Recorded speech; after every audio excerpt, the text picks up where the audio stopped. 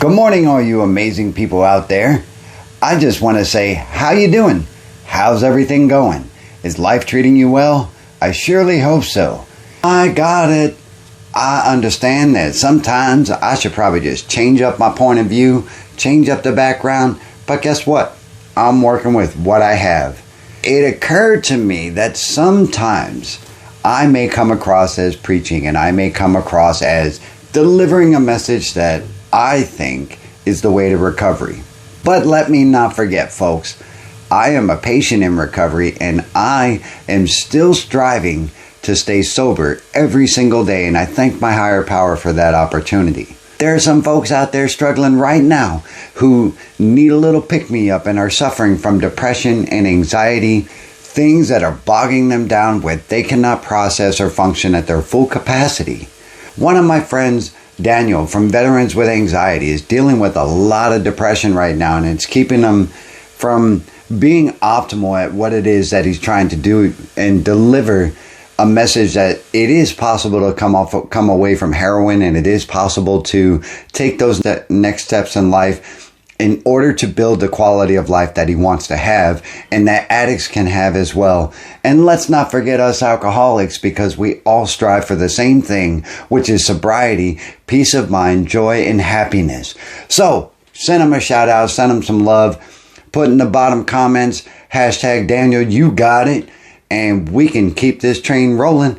Let's dive into today's daily reflection for January 31st, 2021. Our common welfare comes first. Let's go. All right, ladies and gentlemen, let's do the daggone thing. Here goes. Unity of Alcoholics Anonymous is the most cherished quality our society has. We stay whole or AA dies. 12 Steps and 12 Traditions, page 129. Our traditions are key elements in the ego deflation process necessary to achieve and maintain sobriety in Alcoholics Anonymous.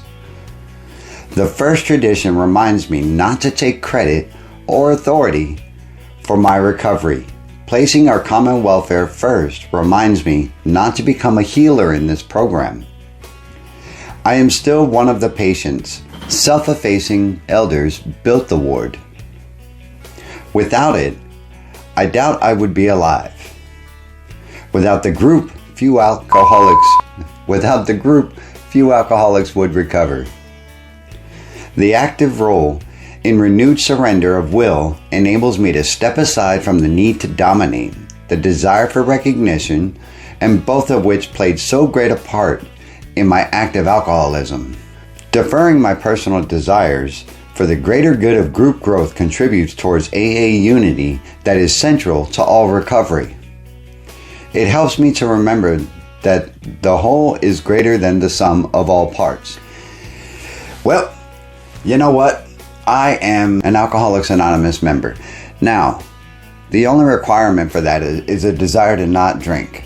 If you don't think that you are AA and you don't think that AA is for you, put it in terms of this, man. Two people sat together and they shared their experiences and they shared how they felt that they could keep each other sober.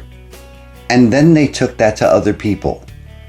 It seems to work. So if you don't believe that you're an Alcoholics Anonymous member, or you don't believe that AA is for you, think about those terms. Two people started that thing.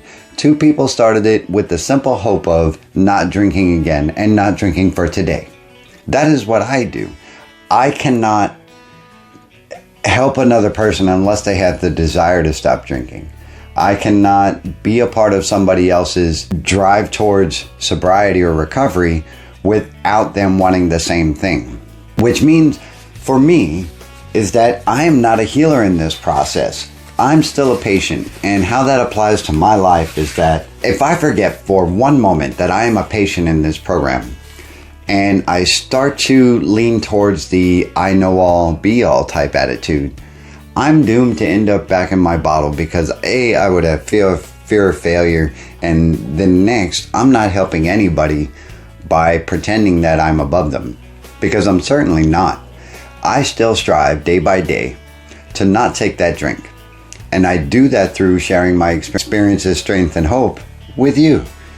I think that the group AA, or in terms that I'll put it, is alcoholics and addicts in general. If I forget that your welfare is my growth as well, then we can't help each other. And this whole channel revolves around trying to help other alcoholics and addicts to achieve sobriety. This cannot be the sole source of doing that, because the entire group is what this whole recovery is based off of. For you to get where you need to be, there has to be something that is a little more tangible that you can hold on to. Meaning, if you go to an AA meeting, or if you go to a Narcotics Anonymous meeting, or whatever your sobriety method is, you have to work that portion. The only thing that I can do is give you what I know through my experience, the wisdom that I gained, not only through the program, but through my drunken follies, through all the mistakes that I made when I was drinking, and on and on and on.